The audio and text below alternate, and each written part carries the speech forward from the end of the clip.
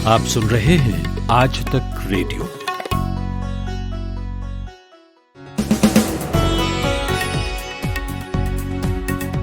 यह है 19 अगस्त का दिन भर और मैं हूं कुलदीप मिश्र। कोरोना के बाद भारत के सामने कैंसर एक बड़े खतरे के रूप में आने वाला है।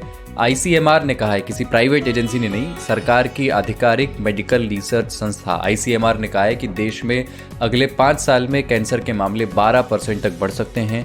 क्यों होगा ऐसा और क्या कर सकते हैं हम, इस पर बात करेंगे। दूसरी खबर ये कि कांग्रेस महासचिव प्रियंका गांधी का एक इंटरव्यू एक मैगजीन में छपा है जिसमें वो कह रही हैं कि कांग्रेस का अध्यक्ष गांधी परिवार से नहीं होना चाहिए। राहुल गांधी भी पिछले साल ये बात कह चुके हैं, लेकिन ऐसा होता क्यों नहीं है, समझेंगे कि गांधी परिवार कांग्रेस के लिए मजबूरी है या एक जरूरी छतरी है। और आखिर में बात की क्या पाकिस्तान ने अपना एक भरोसेमंद दोस्त खो दिया है। सऊदी अरब की बात हो रही है। पाकिस्तान के आर्मी चीफ डैमेज कंट्रोल के लिए सऊदी अरब गए थे, लेकिन मुंह लटकाकर लौट आए। समझेंगे कि भारत के लिए इस खबर का मतलब क्या है, लेकिन रोज की तरह पहले हेडलाइंस। जयपुर, गुवाहाटी और तिरुवनंतपुरम हवाई अड्डों का परिचालन प्राइवेट कंपनियों को सौंपने के प्रस्ताव को मंत्रिमंडल ने मंजूरी दे दी है। इसके साथ ही नेशनल रिक्रूटमेंट एजेंसी एनआरए को CET common eligibility cum entrance test आयोजित करने के अधिकार दे दिए गए हैं। सरकार ने गन्ने का लाभकारी मूल्य बढ़ा दिया है। अब 285 रुपये प्रति क्विंटल का दाम तय हुआ है। तबलीगी जमात केस में प्रवर्तन निदेशालय ईडी ने आज 20 जगहों पर छापेमारी की। सुप्रीम कोर्ट ने बॉलीवुड अभिनेता सुशांत सिंह राजपूत की मौत की सीबीआई जांच कराने का आदेश दिया। देश में पिछले 24 घंटों के दौरान कोरोना संक्रमण के 64,500 नए मामले सामने आए। सक्रिय मामले बढ़ गए हैं। पिछले एक सप्ताह से भी अधिक समय से अस्पताल में भर्ती पूर्व राष्ट्रपति प्रणब मुखर्जी की हालत पहले की तुलना में बिगड़ने की जानकारी है। उनके फेफड़े में संक्रमण हो गया है। दिल्ली सरकार ने अनलॉक 3 के तहत होटल खोलने की इजाजत दे दी है। हालांकि जिम खोलने पर रोक जारी रहेगी। सरकार ने ट्रायल पर साप्ताहिक बाजारों को भी मंजूरी दे दी है। और देश के अधिकांश हिस्सों में बरसात का सिलसिला जारी है। राजधानी दिल्ली में बारिश से कई स्थानों पर यातायात प्रभावित है। उत्तर प्रदेश के बस्ती, बहराइच, सीतापुर और बाराबंकी में बाढ़ की स्थिति लगातार गंभीर होती जा रही है। इन जिलों में कई गांव जलमग्न हो गए हैं। आज तक रेडियो सुनता है सारा जहां। आज तक रेडियो पर यह है इवनिंग न्यूज एनालिसिस दिन भर और मेरा नाम है कुलदीप मिश्र। पॉलिटिकल खबरें अपनी जगह पा ही जाती हैं, है ना, लेकिन कई बार कई ज़रूरी खबरें होती हैं जो आपसे हमसे ज़्यादा जुड़ी होती हैं, वो भीड़ में छूट जाती हैं। इसलिए आज हम सेहत की बात पहले करेंगे और राजनीति की बाद में। तो देश कोरोना से तो लड़ ही रहा है पूरी ताकत लगाकर, जितना टाइम उसमें लगना है सो तो लगेगा ही। लेकिन आने वाले 5 साल में एक और बीमारी से लड़ाई की ज़रूरत हमें होगी और ये बीमारी कहीं ज़्यादा जानलेवा है। ये बीमारी है कैंसर। भारत में अगले 5 साल में कैंसर के मामले 12% तक बढ़ सकते हैं। ये बात Indian council of medical research ने कही है, जो भारत में हेल्थ रिलेटेड सारी रिसर्च और स्टडीज़ करवाता है और भारत सरकार के अधीन काम करता है। यानी कि एक सरकारी रिसर्च में कहा गया है कि भारत में कैंसर के मरीज़ जो अभी 13,90,000 हैं, वो 2025 तक 15 लाख तक पहुंच जाएंगे। रिपोर्ट में ये भी कहा गया है कि भारत में कैंसर के कुल मामलों में से 27% मामले तंबाकू सेवन की वजह से होंगे। तो एम्स में ऑन्कोलॉजी डिपार्टमेंट जो कि कैंसर का इलाज करता है, उसमें डॉक्टर हैं सुनील कुमार। हमने उनसे बात की और पूछा कि वो कौन से फैक्टर्स हैं जिनकी वजह से भारत में कैंसर बढ़ सकता है, बढ़ने वाला है। देखिए, इसके लिए 2-3 कारण जो मेन जो रीजंस जो हैं, एक है कि चेंजिंग लाइफस्टाइल नंबर 1, क्योंकि जो कई सारे फैक्टर हैं जो चाहे डाइटरी हो चाहे जो लाइफस्टाइल हैबिट्स के हैं वो चेंज हो रहे हैं। और नंबर ऑफ कार्सिनोजेंस जो कि कैंसर कॉज करने वाले जो एलिमेंट्स होते हैं उनका एक्सपोजर बढ़ रहा है, चाहे वो पॉल्यूशन के फॉर्म में हो, चाहे डाइटरी फॉर्म में हो, चाहे वो पेस्टिसाइड्स के फॉर्म में हो। एक कई सारे रीजंस हैं इसके लिए। उसके सिवाय ये भी बात है कि जो एवरेज लाइफ एक्सपेक्टेंसी इंडिया की जो है वो भी बढ़ रही है धीरे धीरे। तो जितनी ज्यादा लाइफ एक्सपेक्टेंसी होती है, चांसेस ऑफ कैंसर होने के जो naturally number of years of exposure जो है वो बढ़ते जाता है कि होने की संभावना बढ़ती जाती है।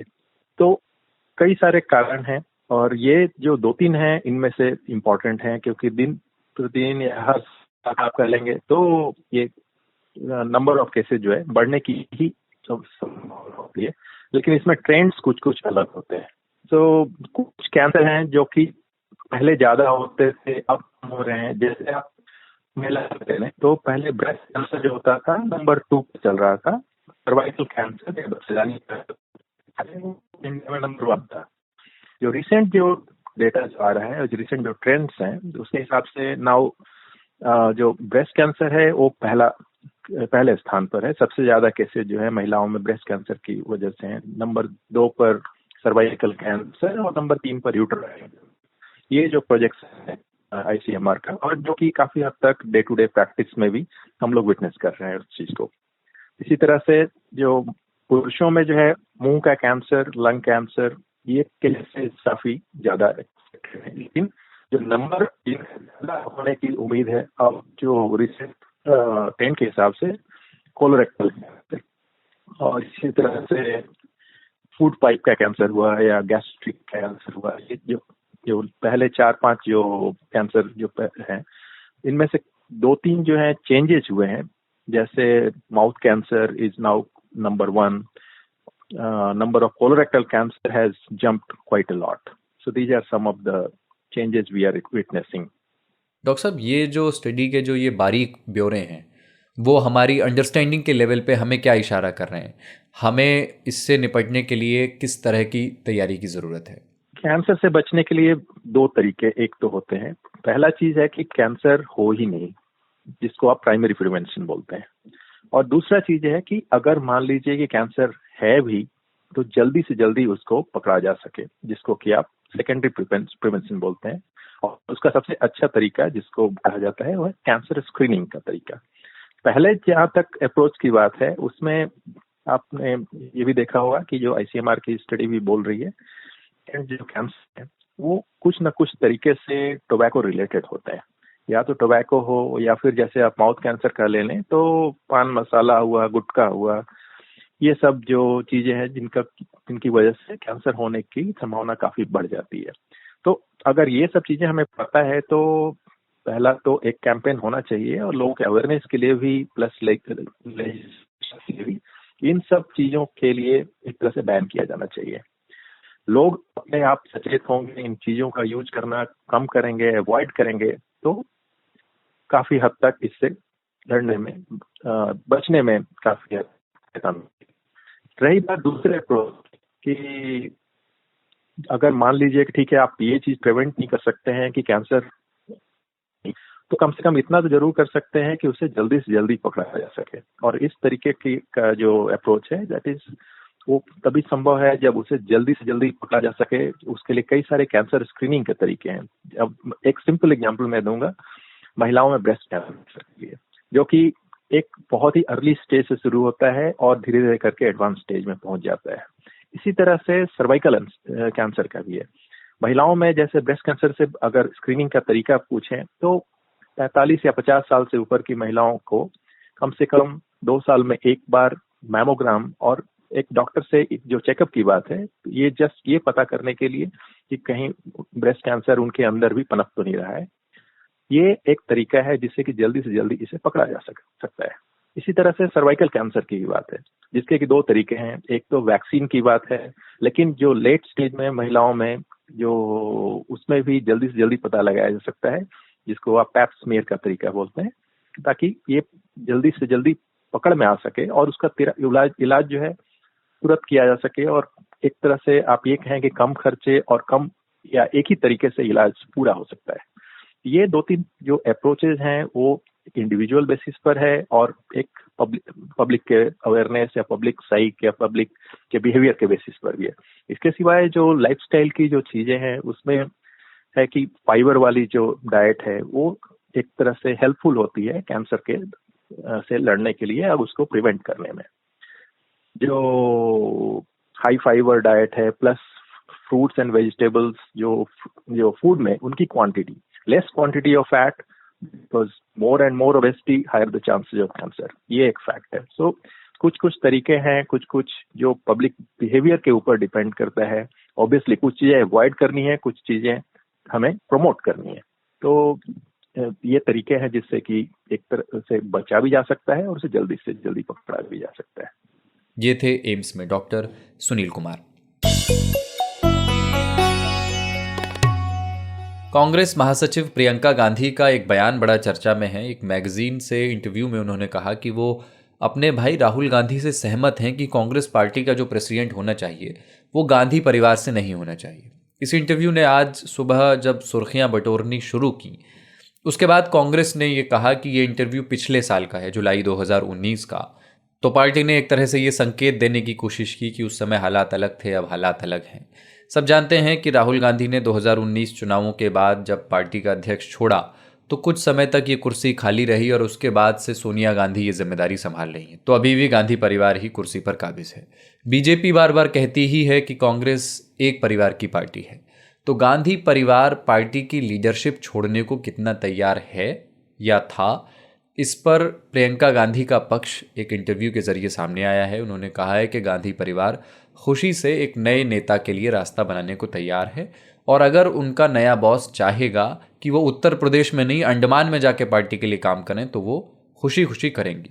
तो ये इंटरव्यू भले ही साल भर पुराना है, पर इसके बावजूद ये बात तो है ही ना कि जब राहुल प्रियंका राजी थे तो भी पार्टी गांधी परिवार से अलग नहीं सोच पाई। रशीद किदवई वरिष्ठ पत्रकार हैं, कांग्रेस की राजनीति को अरसे से देख समझ रहे हैं। मैंने उनसे बात की और पूछा कि इसमें दिक्कत कहाँ आती है। देखिए, पहली बात आपको ये कि जो किसी किताब में छपा है तो वो किताब को छपने में एक समय लगता है। जो अभी कांग्रेस की तरफ से अधिकृत रूप से बताया गया है कि ये संवाद जो प्रियंका गांधी के साथ हुआ ये जुलाई 2019 का है, 1 जुलाई 2019 की। और उस समय कांग्रेस पार्टी की राजनीतिक स्थिति बिल्कुल अलग थी, आज वो अलग है। खुद प्रियंका गांधी ने अनेक समय कहा, जो सक्रिय राजनीति में आने से पहले, कि वो राजनीति में कभी नहीं आएंगी। जब उनसे पूछा गया नहीं का मतलब नहीं होता, उन्होंने कहा नहीं का मतलब नहीं है। लेकिन फिर भी वो 2019 में सक्रिय राजनीति में आ गई। तो उस समय जुलाई 2019 के समय जरूर राहुल गांधी प्रियंका गांधी का मत होगा कि वो नेहरू गांधी परिवार का कोई सदस्य कांग्रेस का अध्यक्ष न बने। लेकिन उसके बाद 9-10 अगस्त को 2019 को सोनिया गांधी कांग्रेस की अंतरिम अध्यक्षा बनी और तब से एक ऐसे प्रयास चल रहे हैं कि राहुल गांधी की वापसी हो और अब तकरीबन वो तय लग रहा है। तो इसमें कोई बड़ा विरोधाभास नहीं है। राजनीतिक दलों में खासतौर से जब वो सत्ता से बाहर हो तो उसमें अंदरूनी झगड़े होते हैं। जब वो चुनाव न जीत पाए तो कार्यकर्ताओं में या नेताओं में बेचैनी होती है, नेतृत्व के ऊपर प्रश्न उठाए जाते हैं। भाजपा में ये 2004 से 2014 के बीच में हुआ। लाल कृष्ण आडवाणी को एक तरीके से बिल्कुल किनारे कर दिया गया था। तो हर दल में इस तरह की उथल-पुथल जो है वो मचती है।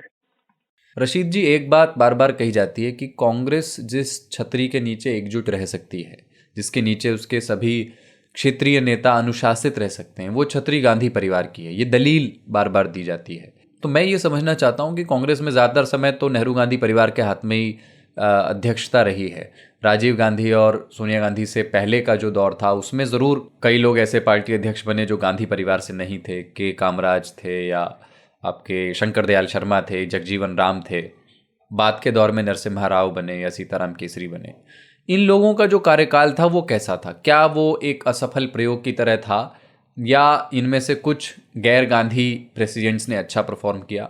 हिस्ट्री क्या कहती है इस बारे में कि क्या गांधी परिवार से अलग जब कांग्रेस गई है तो उसकी गति कैसी रही है? देखिए, इतिहास तो राजनीतिक इतिहास एक बात कहता है कि अगर कोई राजनीतिक दल कामयाब हो तो उसका अध्यक्ष कौन हो वो एक गौर होता है। पॉलिटिकल लीडरशिप की बात होती है। जब सोनिया गांधी प्रधानमंत्री नहीं बनी यूपीए के समय 10 साल, लेकिन राजनीतिक सत्ता की चाबी उनके पास थी। तो जब जवाहरलाल नेहरू कांग्रेस प्रधानमंत्री रहे 16 साल, इंदिरा गांधी लंबे समय तक रही, राजीव गांधी रहे, तो जब भी वो रहे तो वो कांग्रेस अध्यक्ष रहना उनके लिए इतना जरूरी नहीं रहा क्योंकि कांग्रेस के पास सत्ता थी। इस समय कांग्रेस जो है वो चाहे राज्यों के चुनाव हो चाहे वो लोकसभा के चुनाव हो, चाहे वो राज्यसभा के चुनाव हो, कांग्रेस सब जगह पिछड़ती नजर आ रही है। और जहां तक कांग्रेस के नेतृत्व की बात है, ये कांग्रेस का एक अंदरूनी मामला है, जो यहाँ पर अगर नेहरू गांधी परिवार को कांग्रेस जन नहीं चाहते हैं तो उसकी एक इच्छा शक्ति दिखनी चाहिए। जैसे नरसिम्हा राव के समय देखा हमने, अर्जुन सिंह जो थे वो एक, उन्होंने अपने आप को एक विकल्प के रूप में पेश किया था, वो कामयाब नहीं हुए लेकिन एक प्रयास हुआ था।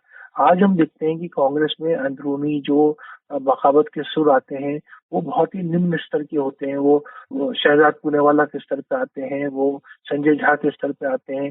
कांग्रेस के जो बड़े नेता हैं, अग्रिम पंक्ति के नेता हैं, जो लोकसभा में चुन के आए हुए, चाहे वो शशि थरूर हो, चाहे कपिल सिब्बल हो, चाहे दूसरे लोग हों, जब तक वो सामने आकर के राहुल गांधी को या नेहरू गांधी परिवार के सदस्यों को चुनौती नहीं देंगे, तब तक कांग्रेस में यही स्थिति रहेगी। रशीद जी, आपको क्या लगता है कि पार्टी की सफलता की कुंजी इस बात पर निर्भर करती है कि पार्टी को एक गांधी सरनेम वाला व्यक्ति संभालता है या नहीं, या कांग्रेस के मसले इससे अलग हैं कि वो लीडरशिप की समस्या उतनी नहीं है जितनी नैरेटिव की समस्या है? देखिए, आज की जो राजनीतिक स्थिति है उसमें मुझे लगता है कि कांग्रेस की लीडरशिप का इशू जो है वो गौर है, उस पर कोई बहुत ज्यादा वो नहीं है। आप कोई भी ऐसा व्यक्ति आपको मिलना मुश्किल है जो ये कह दे कि वो अगर राहुल गांधी या सोनिया गांधी कांग्रेस के अध्यक्ष नहीं होते तो वो कांग्रेस को वोट दे देता और नरेंद्र मोदी जी को नहीं देता या भाजपा को नहीं देता।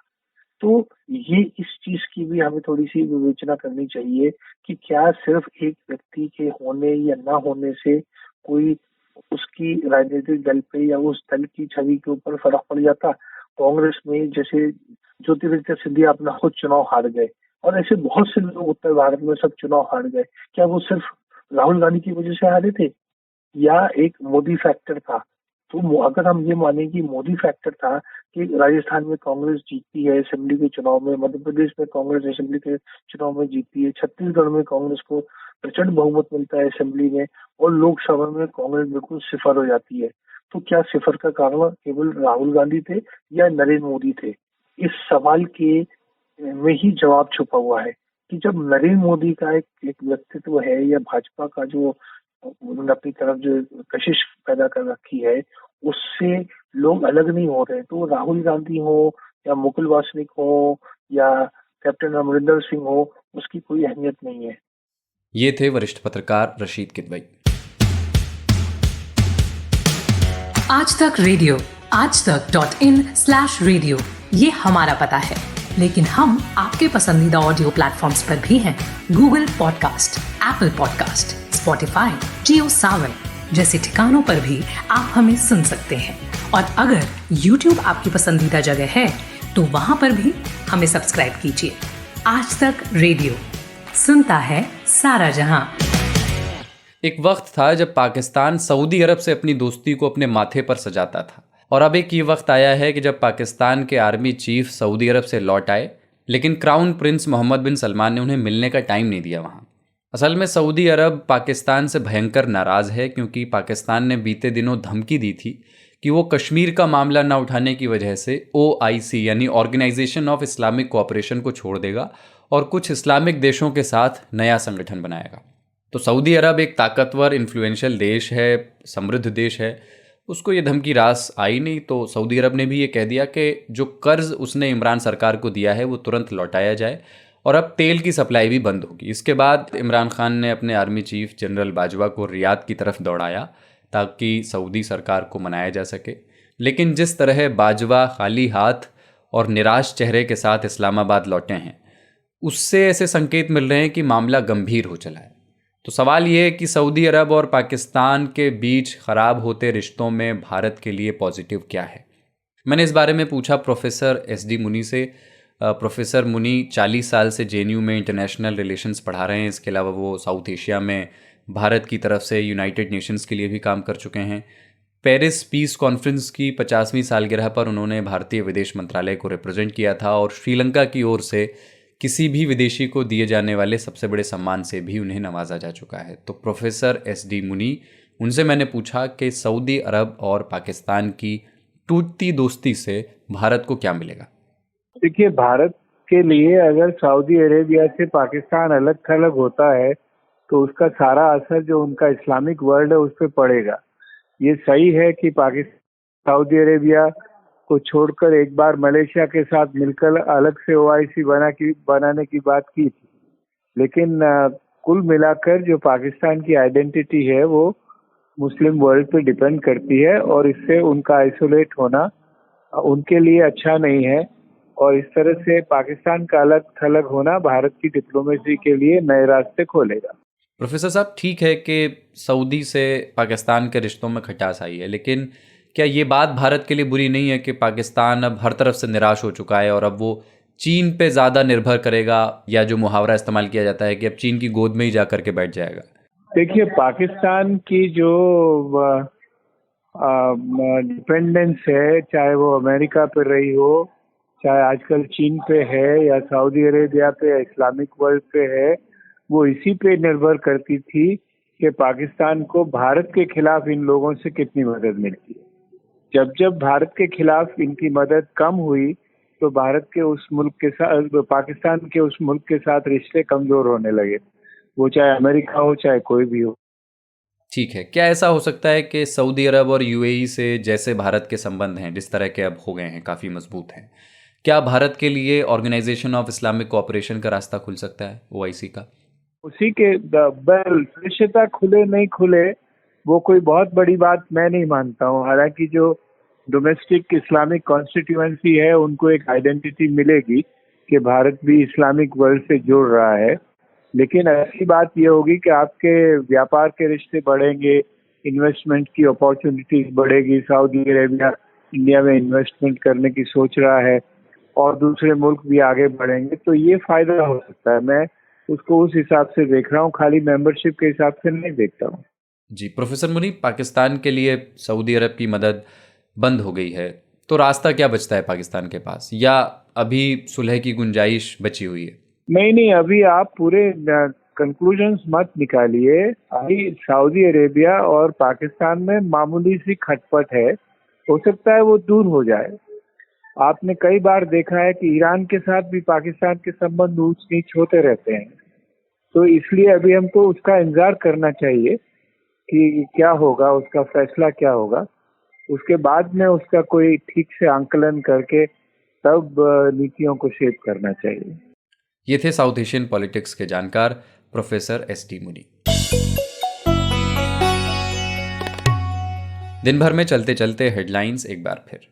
जयपुर, गुवाहाटी और तिरुवनंतपुरम हवाई अड्डों का परिचालन प्राइवेट कंपनियों को सौंपने के प्रस्ताव को मंत्रिमंडल ने मंजूरी दे दी है।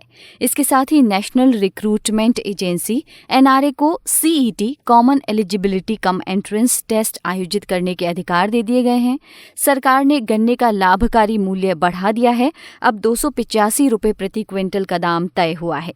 तबलीगी जमात केस में प्रवर्तन निदेशालय ED ने आज 20 जगहों पर छापेमारी की। सुप्रीम कोर्ट ने बॉलीवुड अभिनेता सुशांत सिंह राजपूत की मौत की CBI जांच कराने का आदेश दिया। देश में पिछले 24 घंटों के दौरान कोरोना संक्रमण के 64,500 नए मामले सामने आए, सक्रिय मामले बढ़ गए हैं। पिछले एक सप्ताह से भी अधिक समय से अस्पताल में भर्ती पूर्व राष्ट्रपति प्रणब मुखर्जी की हालत पहले की तुलना में बिगड़ने की जानकारी है। उनके फेफड़े में संक्रमण हो गया है। दिल्ली सरकार ने अनलॉक 3 के तहत होटल खोलने की इजाजत दे दी है।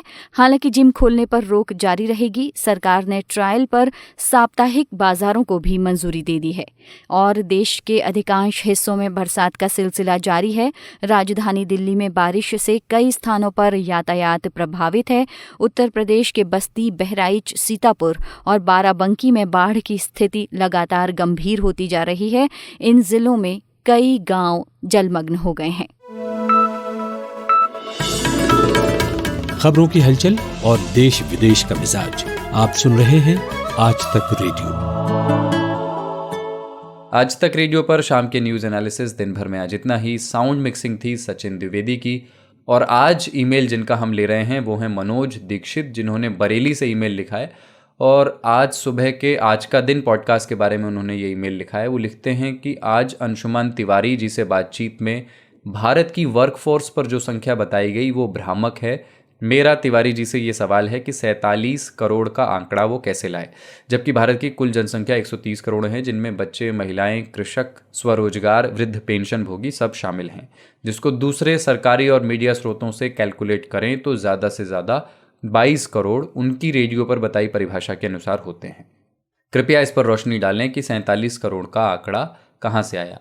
तो मनोज जी, आपकी ये चिट्ठी हमें मिली, उसके बाद हमने अंशुमन तिवारी जी से इस बारे में बात भी की, आपका ईमेल हमने उन तक पहुंचाया, और बात यह कि शायद आप एग्रीकल्चरल वर्कफोर्स को इसमें शामिल नहीं कर रहे हैं। उसमें अगर कृषि क्षेत्र को जोड़ दें तो ये आंकड़ा 47 करोड़ हो जाता है। जो सरकार का सर्वे है NSSO का, जो पीरियोडिक लेबर फोर्स सर्वे है PLFS सर्वे, वो भी यही आंकड़ा देता है।